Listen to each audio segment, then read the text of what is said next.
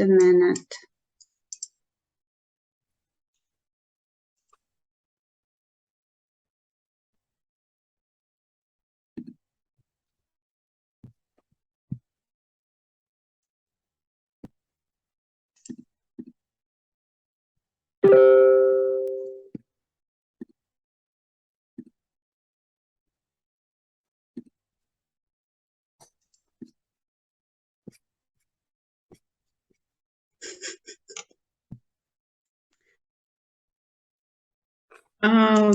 I guess I made a mistake, right? Because instead of the seminar, I attached only, I attached presentation. I will correct it. Just a minute. I will see. I'm sorry. So after this class, I will send all of you. I will upload the first seminar, and you will see that in the questions, for instance, we can open the second one because I have already programmed it for publication. Just a minute. So this is it, right? This is the second one, and some tasks, they are all practical ones marked with a star. With asterisk. So those who miss for some reasons seminars, and if you want to compensate for your absence, then please send me brief comments on these starred, so to say, assignments. Try to be brief, but kind of, well, the points should be well argued. I think in such a way, because, and then you can give a quote from the text, for instance. Okay. So always give the arguments, your arguments why you claim that, for instance, this term is applicable here. And really, I'm sorry, I made a mistake, so I will change the seminar. I will delete this one because it is not relevant. Okay. Okay, thank you. Yeah, thank you for letting me know. So you can also send me messages via Google Class, or you can also email me. Don't hesitate, I will gladly help. Okay, today we're going to talk about some things. I guess many of them, especially in the second part, are familiar to you. Some of them will be relatively new, but again, I believe that all of us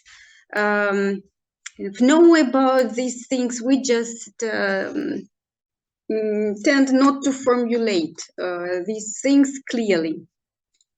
So today we will talk about methods of communication research. In this connection, we will mention postmodernism, and then it will be more about linguistics, because we will discuss language in communication, rhetoric, and a little bit nonverbal communication. So if we talk about methods of communication research,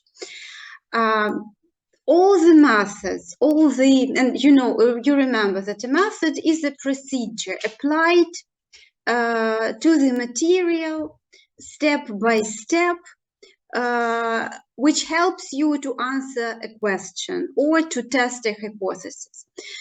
So all the whole range of methods may be divided into actually two types or two groups of methods. The first is quantitative.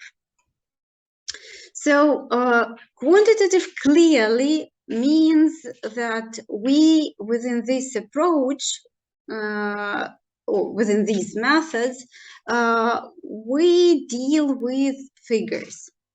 So we actually get some statistics, have some measurements in order to clarify something for ourselves. So when we talk about the purpose this method. These methods help us to analyze societies, social interactive processes along rational and scientific lines. This is related, for instance, we can, in such a way, we can test whether communication of a politician during the elections was successful or not, right? People who are ready to vote for them. And if you kind of test the results of this communication, you have percentages and numbers of voters who are for, against, or are still confused. Or, for instance, when you test some commercial or some for instance, street advertising, again, you test whether your message is attractive, whether it is convincing, whether it is effective overall. And again, you kind of ask people, and again, you get some data. And all these, all such things as figures are very much scientific. As soon as people see figures, percentage, such words as 3/4, 1/3, etc., it gives certain substantiality to the study, to the analysis. So this leads us to the second point. We collect measurable data, a number of people, a number of items bought, etc. And of course, the research techniques are questionnaires, surveys, physical experiments, statistical analysis, and so on. And in order to process all this data, we use mathematical models to measure and classify observed phenomena. Why communication is analyzed in such a why is communication analyzed in such a way? If you are involved in some social kind of processes, if you work for an organization that optimizes communication with, for instance, the community, then all these questionnaires help you to understand how to improve, how to optimize messages, and what actually people are ready to buy, or are ready to pay attention to, or are ready to vote for, and so on. This method has advantages and disadvantages, just like everything. Everything in life is ambivalent. Yeah, so everything is a kind of a blessing in disguise. You never know. At different points, you can, for instance, consider something as an advantage, but for instance, sometime later, you understand that that was bad luck. So advantages are that the results are convincing. Statistics is convincing. Figures are always always create the feeling of kind of solid research. But at the same time, even with figures, you may come across situations when you're asked, okay, what is your sample? How many people have you questioned? And you say 1,000. And for instance, your opponent says, but 1,000 is not enough. So this, the idea of a representative sample is kind of quite tricky, and your critics may be kind of not convinced only because the volume of your sample is not, they do not consider it representative. And the last one is the fact that whenever you start with quantitative analysis, you have, or you must have, a hypothesis. So first you formulate what you are trying to prove, or what you are trying to disprove. And this very formulation may also be biased. So a lot of hypotheses are based on kind of our beliefs, and we will later on discuss that the fact that we are quite subjective, and kind of even the when we state something, it is influenced and it is actually rooted in our deeply held beliefs. When but we are not sociologists, therefore for us it is more relevant to talk about one type of quantitative method, very widespread, that is content analysis. What is content analysis? It is focused on tracing the frequency and or combination of particular words, phrases, or images in a text or body of text. So when you apply content analysis, then you count how many times this word, this phrase, this idea, this topic occurs in a text or in your sample. Sample may contain, for instance, thousands of texts. And we already mentioned that texts are not only, for instance, books or verbal texts. Some idea may be expressed not only by words or with words, but also with images. For example, if you study the, for instance, a concept of love, then of course the kind of key means to express or to refer to this concept is the word love, noun and verb, but also such phrases as to be passionate, to be mad about somebody, to have a crush on somebody, to worship somebody, etc., to give one's heart to somebody. So all the possible verbalizations of this concept, and you count them all in the text that you have. But it's not only about words. It may also be about images. This picture of a heart, this is also like the image that delivers this idea.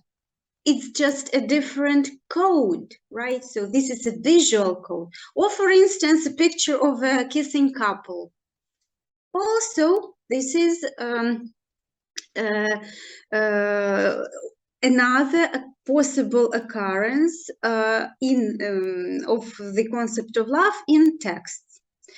Therefore, if you carry out this content analysis, then you should count everything. You should be ready to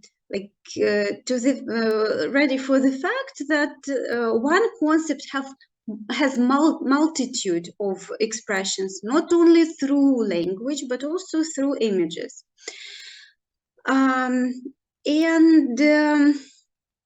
Yeah, so we can say that in order to carry out this content analysis, you need to have a body of text or a text. It should be pretty large, pretty long, in order to, it potentially should contain at least two occurrences when this concept comes to the surface.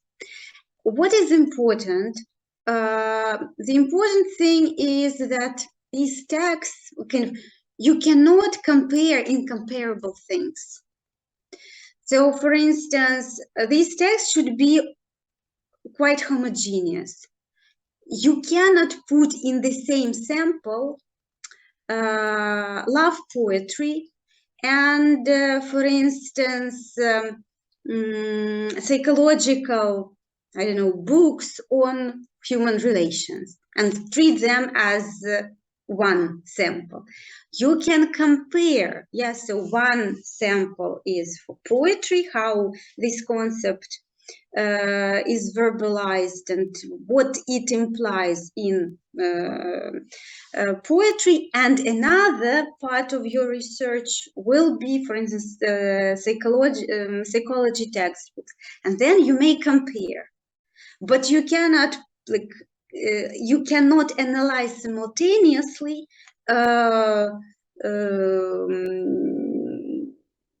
heterogeneous text. It's like comparing something wet with something red.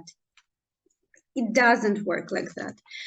And we can, so you break your sample, your text into words, into word sense, because one sense, one meaning may be expressed by a number of words, phrases, sentences, themes, images, etc. And then you go ever deeper into studying them.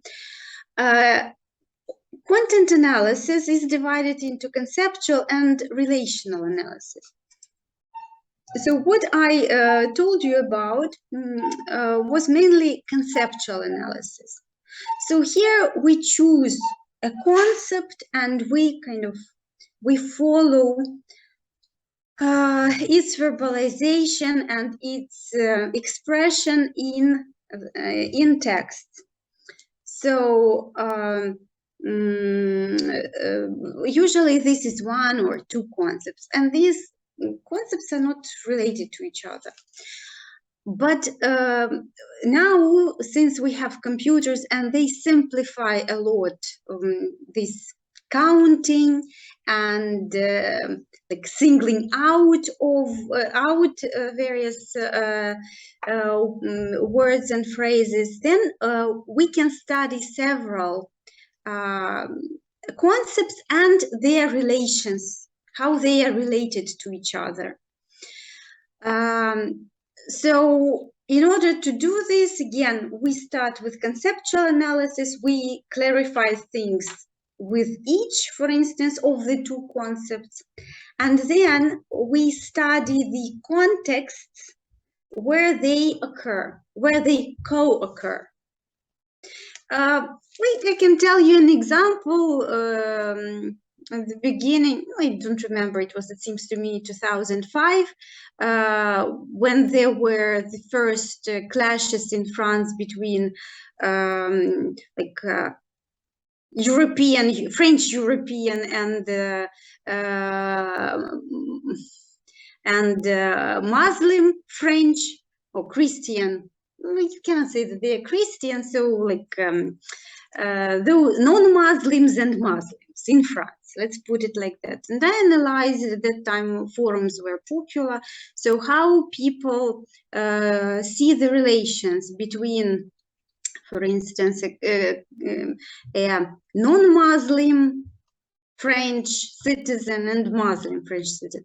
And first of all, it was interesting how, for instance, it turned out that you know that one of the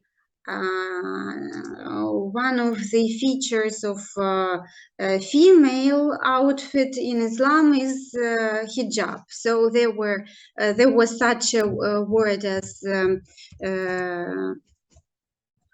Muslim women as just a minute.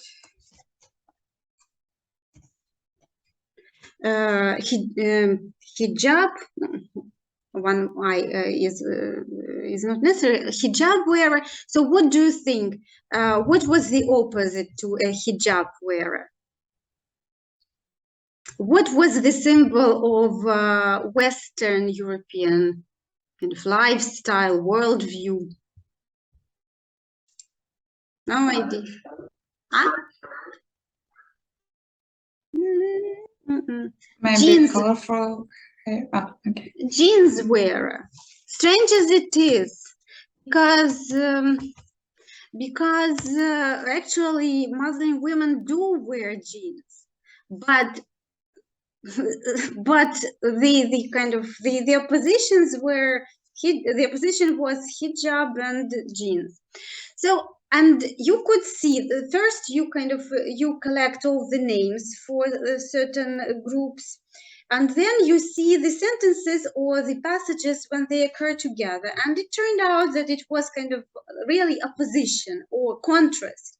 For instance, hijab wearers are biased, for instance, too religious, compared to or unlike, for instance, jeans wearers. And this is this pure content analysis. You can see how kind of these two concepts are viewed by those people who create these texts. And so relations between these concepts. And with computers now, it's quite easy to do. You don't waste much time. Content analysis has advantages and disadvantages. Again, everything is ambivalent. So among advantages, you have figures. Figures are always good. Also, you may have some historical insights. For instance, you can study texts or set of texts from different epochs. And since you specialize in literature, you know that, for instance, heroes of various ancient poems were very much different from, for instance, heroes in the era of Romanticism or say Renaissance, because ancient heroes were quite cruel. They are kind of they were appreciated for the number of people they killed and so on. Some of them even ate hearts of their enemies. So quite different from, for example, romantic heroes. And you see this very clearly when you analyze text and analyze the kind of the meanings, because contexts help you to understand the meaning of a certain word.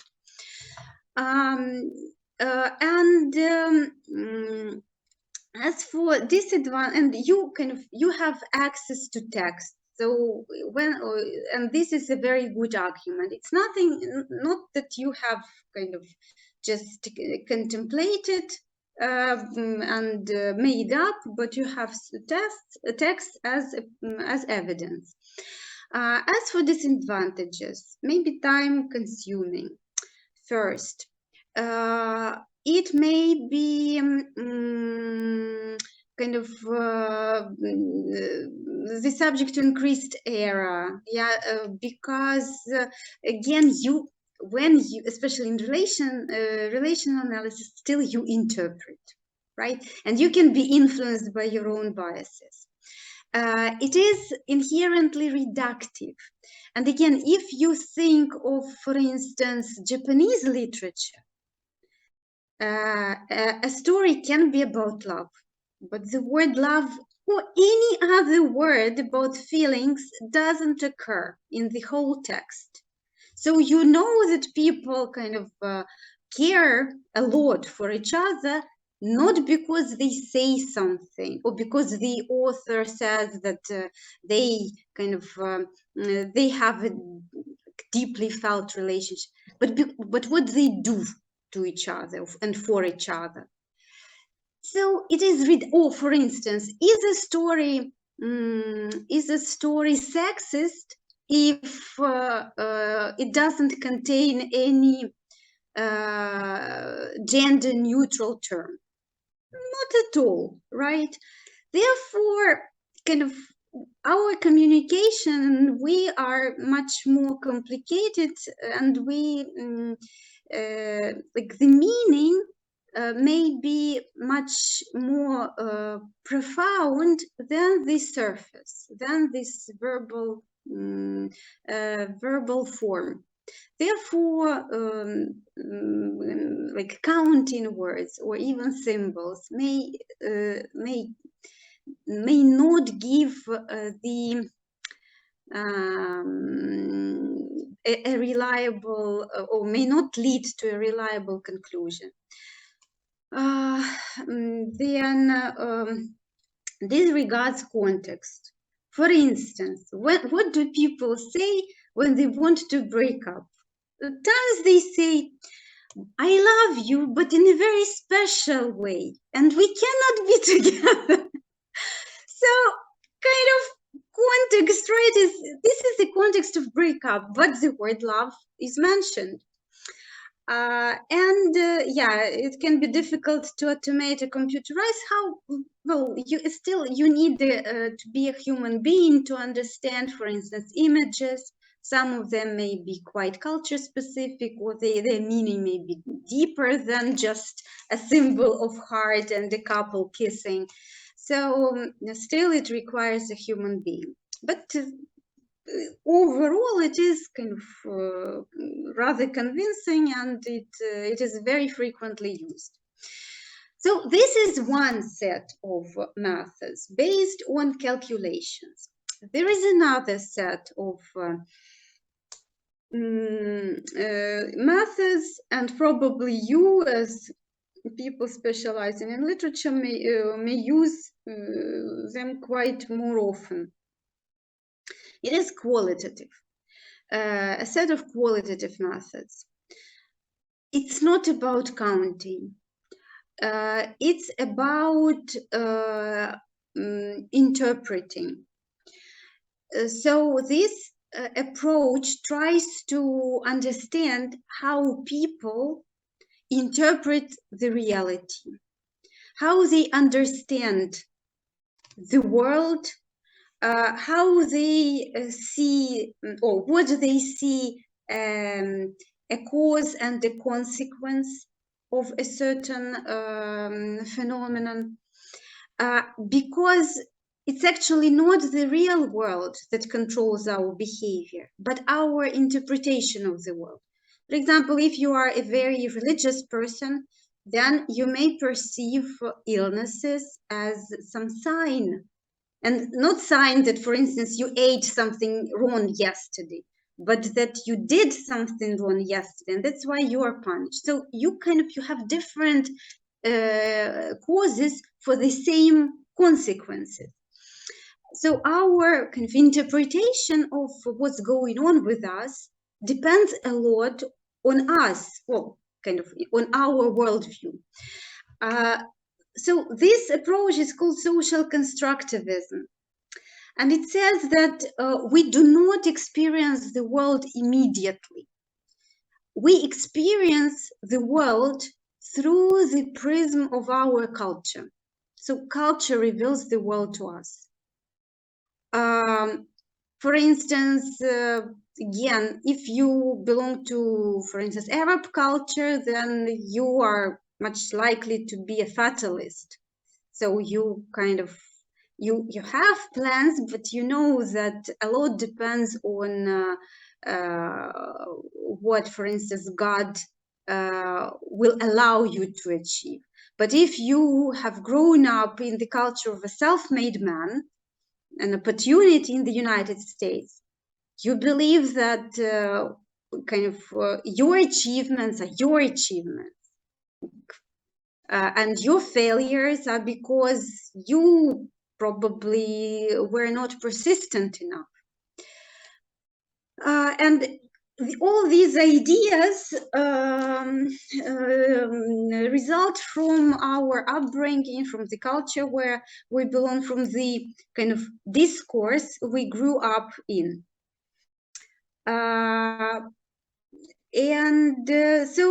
Culture, as this slide says, culture is not just a set of clothes, so food one is, or for instance, language one speaks, but also this point of view, frame of reference, and understanding of the world. If we talk about qualitative methods, so they are about understanding why people think like that, why people act like that. And one of the approaches within qualitative approaches, the first one was ethnomethodology. Ethnomethodology was started by Harold Garfinkel. In 1967, he published his famous book, Studies in Ethnomethodology. And he kind of, he tried to understand,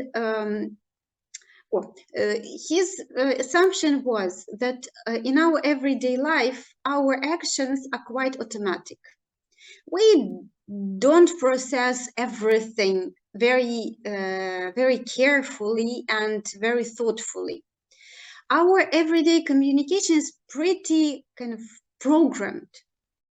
For instance, if you belong to an English-speaking community in Great Britain, in the United States, the question "How are you?" doesn't mean that a person is interested in how you are. The person is just polite, right? And you do not start telling about your complications in, for instance, life when you answer this question. And there are many other things that occur kind of naturally, and we learn. For instance, another example, once I cooked for my guests, and one of the guests was a little girl, and when she asked, did you like, for instance, did you like the cake, she said no. So again, when we are brought up and we know the rules, we need to pay. And even if you didn't like something, but you are at somebody's place, you say, yes, it was great. So the method, or the way how Harold Garfinkel uncovered these rules was like the phrase of this little girl. So he asked his students to break the rules, to give unexpected answers. For instance, two friends meet. One friend asks the other, how is your girlfriend? And this student says, well, what do you mean, physically or mentally? Yeah, again, it's like a breach of the rules, and it reveals that we usually presuppose a positive answer, and we usually presuppose that there is nothing serious, at least mentally, right? And the point of ethnomethodology is just to put down these incidents and to ask people, why did you feel uncomfortable? Why did you feel embarrassed? What went wrong? So ethnomethodology is descriptive. You just describe. Another qualitative method is participant observation. In this case, you as a researcher participate in communication, and you are inside this communication in such a way. People, for instance, you may write about students' culture. Some researchers wrote about communication. Other researchers wrote about communication in the criminal world, and some of them even got got into trouble because they were accused of being accomplices in some crimes. Because, well, when you communicate in the criminal world, you know a lot of things. So this is an ethical problem, whether you need to report in the long run. Not you shouldn't be very much concerned with your, for instance, doctoral dissertation. So participant observation is different from ethnomethodology, that you you record data, and your research presupposes or may presuppose statistics. For instance, in 5 situations out of 7, people blah blah blah. For instance, people disapproved of, for instance, telling white lies, for example. So the main difference is that you can use numbers, you can use figures, and usually such research follows these stages. Design, that is, you ask a question, you outline the procedure. So, for instance, you decide to study students' communication. So you need to know how much time you need for this, how many students you will kind of study, in how many interactions you will participate. Maybe you will, for instance, study their communication a day before the exam, and every time how for instance they communicate before the exams. Maybe this communication intensifies in this period, and so on. Then access, if you study students, it's easy because you are a participant already. If you want to study some smugglers, for instance, then you need to think how you will access them. Then field relationships, you need to be accepted in this community because people don't like being watched, they don't like being studied. So either they must be interested in the outcome of your research, or they may feel sorry for you because this is your master's paper, and you kind of you have no other way out but to study this. Then collecting and recording data. You may record now, which is nice, reliable. You even can video this, which is even better because in this case you get nonverbal behavior. But whenever people are recorded or videoed, they do not act naturally, and this may distort your results.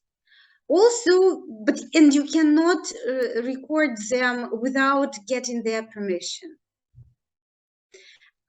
If, for instance, you rely on your memory, it's a big question how reliable it is.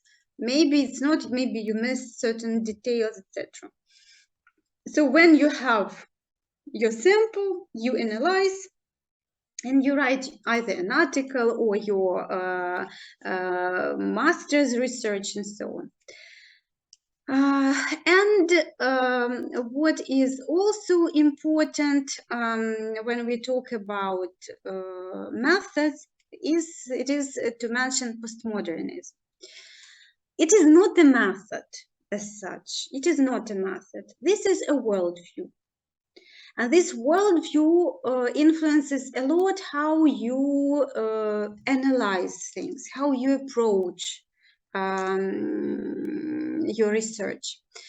So postmodernism is different from, and it started to develop after the Second World War. So it believes, yes, in free market exchange, in absolute freedom and liberty. It also, the world before, let me see, the world before the Second World War, the Second World War believed in science. It believed that science can solve any problems.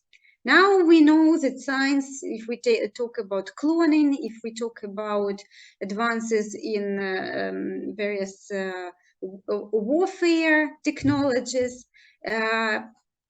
science may create problems and may put such ethical questions that are very difficult to answer. And actually, there is no unambiguous answer to these questions.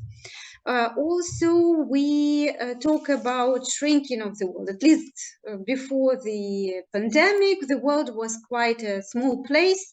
You could get whenever you wanted quite easily. When we talk about identity, before the Second World War, identity was something quite that had certain integrity. So people believed that they kind of had a core identity, and it was something that never changed. Also, there were certain limitations, so people did not choose as a rule their religion, their even partners in marriage, their profession, least of all their gender. Now, whatever you want, you may get it. And there were also ideologies, yes, universal values. Nowadays, everything is kind of relative, sort of contextual. As a result, in postmodernism, what do we have? Personal identity is fragmented. There are sliced identities, multiple identities. We are much more, we live in a much more complicated or complex society. We may travel, and of course, for instance, in say in Asia, somewhere in Indonesia, you feel that you are European. You come to, for instance, to Germany, and you understand that you are actually more Ukrainian. So your Europeanness is not that important. You tend not to think of yourself very much as a student. You find yourself in a situation with pensioners, and you understand that you are young, and definitely you don't have such an experience. You are searching for yourself, and so on. So identity is quite something relative and something that depends on time and place. Then again, as specialist in literature, you know that everything that is created nowadays is based on intertextuality. There is no genius who can create something absolutely different. Yes, everything that is created is based on something that has already existed, has already been produced. So this belief in the original, in the transcendental cause, these things are all forgotten, kind of relatively forgotten. We have now parodies, remakes, irony, and so on. Then the next is, again, linear stories. Now stories are kind of are based on several plots, and vice versa. You, for instance, a modern writer may start a narrative from its end. So you, for instance, you open the book or you start watching a film, and you see that the main character is being buried, and only then the author starts telling you, как он дошел до жизни такой. Yes, so what happened to him before his death. So this chronological order is not important. And then sociocultural developments. Now we have information network, and what we know about the world results from numerous sources, and since many people speak English and there are many, for instance, diaspora is all over the world, you can, through the internet, you can find information from people whom you would even never kind of see and talk to, but for the internet. And this makes, again, a world a smaller place, but not kind of physically, but in terms of communication. Of course, it's not kind of, it has its positive sides, but also it may have its negative sides, because if we talk about manipulations and so on, it's now easier to kind of to control what people talk about and the perspectives they talk about from. And political practices. In modernist times, these practices were oriented to, for instance, such values as justice, democracy. Now it's more about not kind of the good for everybody, but justice for some particular group, like LGBT plus and other. Before LGBT, it was feminists. So they are kind of, the goals are much more modest. It's not something global, but something for some particular people. And the names, yeah, the names that you can, one of them is Jean Baudrillard and Paul Feyerabend. So Baudrillard talked about simulacrum. Yeah, so he claimed that what we know about the world is actually not the world, but something, some figment that is created for us, and we learn all the information of this figment from media. Moreover, we may know about this artificial kind of world more than we know about our immediate surrounding. And Paul Feyerabend wrote, well, I mentioned that the belief in science was quite shaken in postmodernism. He wrote in 1976 against method. And he claimed that what we know depends on what we believe in. And he gave as an example the story of Galileo Galilei, who, so he believed in the telescope. And the telescope helped him to understand that it was the Earth, or it is the Earth that rotates around the sun. But those people who were his opponents, they believed their eyes. They saw that the sun goes up in the east and sets in the west. So if you don't believe in the telescope, you believe your eyes. And it is kind of true for many, many things. So as kind of Marxist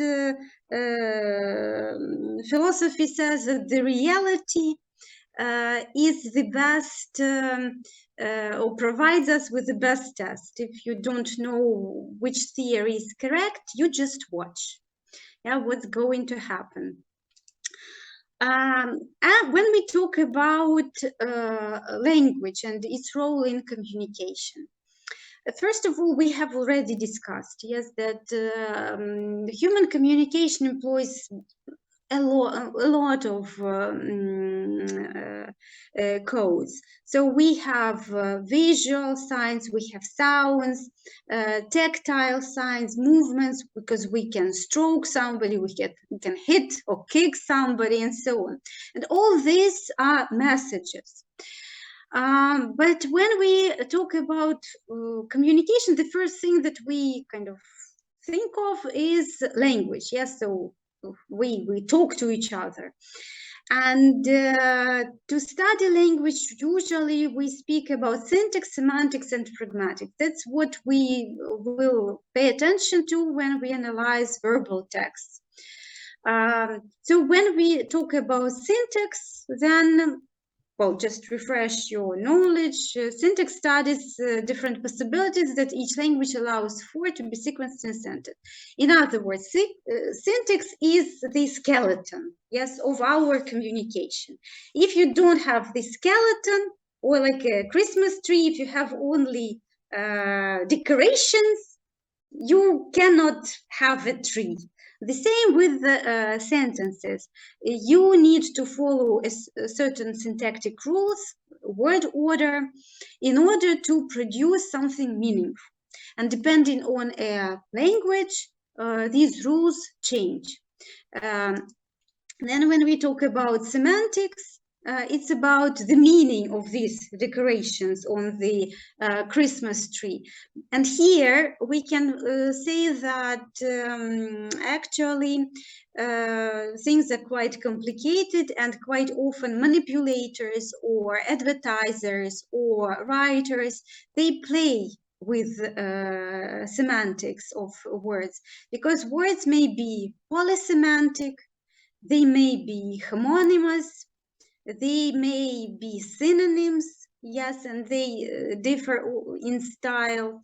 But what is important about words is that their meanings are consensual. That is, people agree to call a certain thing using a certain word. So it's not kind of random. The meaning is not random. It's not individual. It is shared.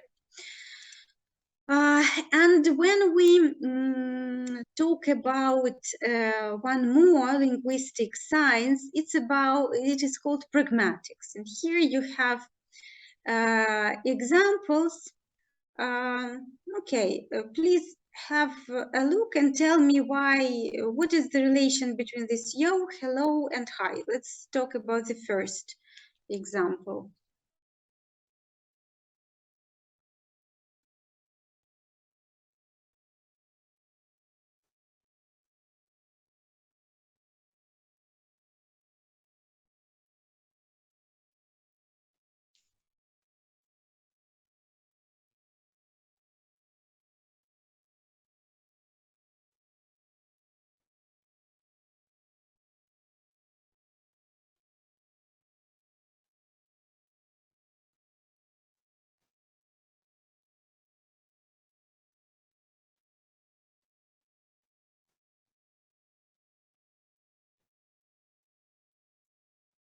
So how do these words relate to each other?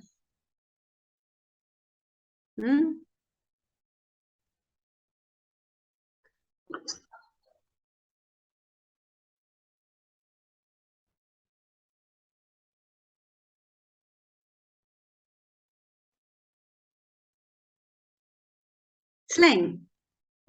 Slang, yeah. So they are semantically the same, yes, but pragmatically they are markers of different situations and different relations between people. What about the second example?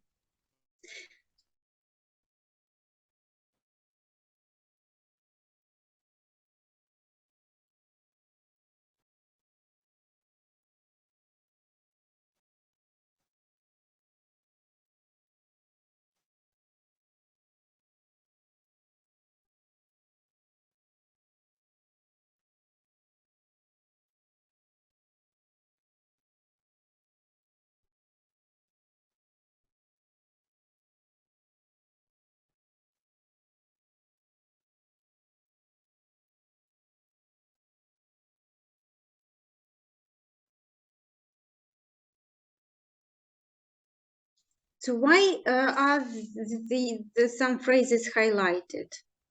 Here we have corporate communication, right? So a person is a as an owner or just a sales assistant in a shop. Probably But these what? phrases outline like some, you know, gestures and nonverbal communication that goes together with the verbal communication. Yeah, so a paralingual, like a different tone, yes. Also facial expression, smiled dryly. So the situation is the same. Her function is the same, but depending on the client, she behaved differently. So this is all the field of pragmatics, how contextual and social factors influence communication. How who we talk to, when we talk to, influences our choice of words, choice of syntax, how it influences our nonverbal behavior. It's all about pragmatics, because we can express the same things differently, but for some reason we kind of prefer some over others in certain situations. So when we talk about pragmatics, we do not study from subjects and predicates. We do not study actually semantics. We study what a person intends to say, and quite often what we say is the opposite to what we mean. For example, when you say "так я тобі все і сказала", what do we say? I will not tell you anything. But you do not negate. You say, I will tell you everything. But what you mean is the opposite, right? So in this case, this pragmatic meaning is the opposite to semantic meaning. And that's why kind of we are much more complicated creatures than we seem to be on the surface. And this realm of research, so what we mean when we say something, is the realm of pragmatics.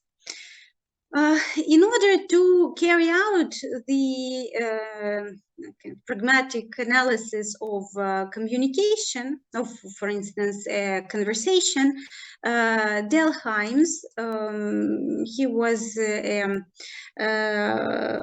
sociologist and social linguist, suggested the following parameters. So the first parameter is structure, which is kind of rather a format, right? For instance, it can be a lecture, it can be public announcement, it may be a quarrel, a love letter. Then a setting, like temporal and spatial features of communication. Participants, that is who they are to each other, a boss and an employee, two friends, I don't know, distant relatives, a husband and wife, and so on. Then purpose, right? What they want to achieve in communication, why they are engaged in this conversation. Key, that is, communication may be confident, may be authoritative, may be humorous, and so on. Topic, the subject that you are going to talk about. Channel, that is medium. And message form. In this case, it can be, it's more about style. Yes, you structure, it was format, then form, it may be dramatizing, it may be objective, factual, it may be emotional, and so on. The last topic for today will be rhetoric. Rhetoric is also related, well, immediately related to language, but it's about, and to pragmatics, because rhetoric, this term used in cases when you study techniques in which people try to influence the audience. If you use the term rhetoric, it means that you have a certain context, a speaker, and the audience. And the speaker uses certain strategies to achieve his goals, to convince, for instance, the audience that his, for instance, suggestion is the only one correct. So rhetorical analysis examines situation, audience, effect, and strategies. So what set of techniques, devices helps the speaker to achieve or leads to failure.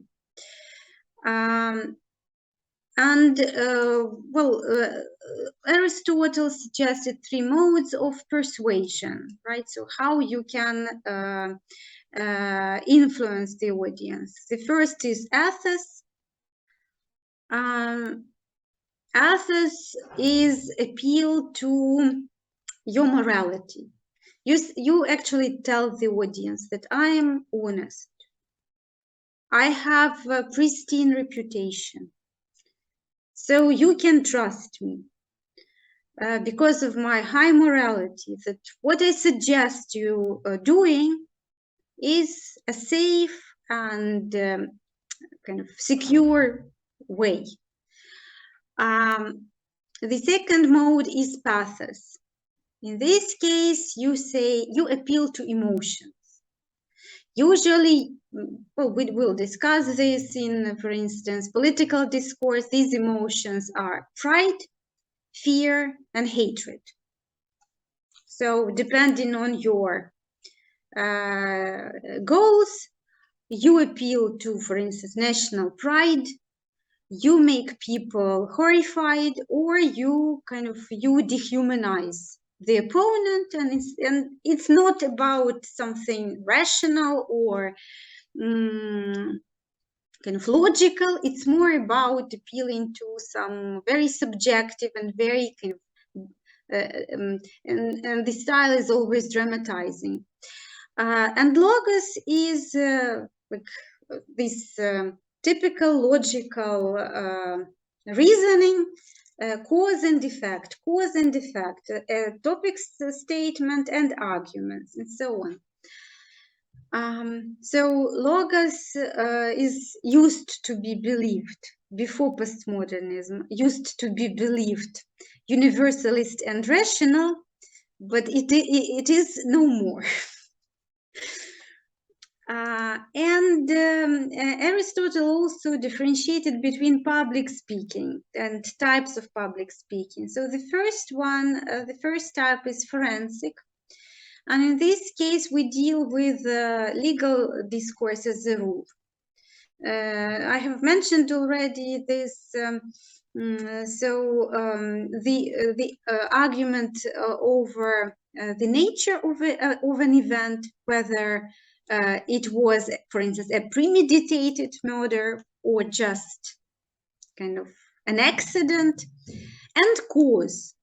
For instance, the person, I don't know, died or lost his or her job because of some other reasons. So in court, this is kind of like typical legal discourse. In court, people argue about this thing, about the nature of event and about the causes of these events. Deliberative speech is about what is the best way to act in future. Which policy, it's typical of political discourse, especially during elections. Whose program is better? Whose program is more realistic? Whose program is more beneficial for the majority of the population? And the third one is pedeictic speech. And in this case, we talk about evaluation, assessment. Again, it's part of pre-election campaigns. The politician says that I'm the best because I, for instance, did this and this and that. I paid for benches in your park. I don't know. I sent sweets to your children on the New Year Eve, and so on. And my opponent is the epitome of evil, because he didn't do this, that, and he, for instance, had some criminal records and so on. So it's about evaluation and assessment. And in order to be rhetorically successful, it's not only about facts and what you say, but how you say this. And of course, here we need to go over some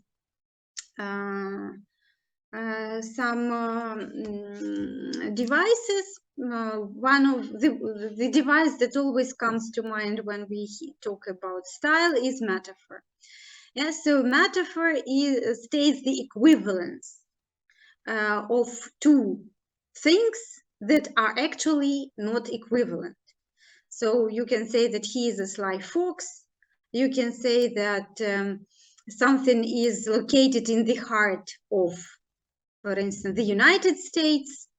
You may say that he shot his arguments at me, as if arguments are bullets, right? So in this case, we kind of talk figuratively, but there is this relationship of equivalent. So something is something else. And in such a way, it is different. Let me see. It is different from simile. In simile, you say it is like something in a certain parameter. In metaphors, you say this thing is equivalent to another thing. Not partially, but totally. So metaphors present some things as absolutely the same, identical.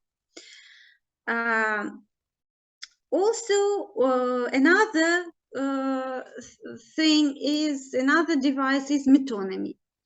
Here, we talked about this when we discussed representational feature of a language. Yeah, we said that, for instance, the White House may stand for the US administration. In this case, you kind of you substitute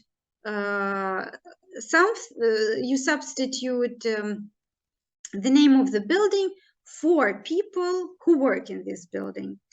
I mentioned already this image of heart. It actually is a metonymy for love, because we believe that love, or that heart, is a container where love lives. Then irony. In English literature, well, it's actually not necessary to tell you that irony is the kind of the inherent feature of English literature, and kind of it means that you use the words that convey the meaning opposite to their literal meaning. Yeah, don't you look gorgeous today means that you do not look gorgeous today. If, for instance, we are quite insulting in our irony, it turns into sarcasm. And this actually, так я тобі все і сказала, it's also irony, right? Then paradox, which is very interesting because in a way it is an extreme form of irony when the statement at its face value contradicts itself. For instance, you have an example, you are doomed to have choices. Yeah, doomed delivers the meaning of kind of destiny. There is no way out. To have choices actually means that you have a lot of options. But what paradox helps to show is that kind of life is quite complicated. It is, again, ambivalent. and that there are some implied meanings in words. For instance, she lived only in death, right?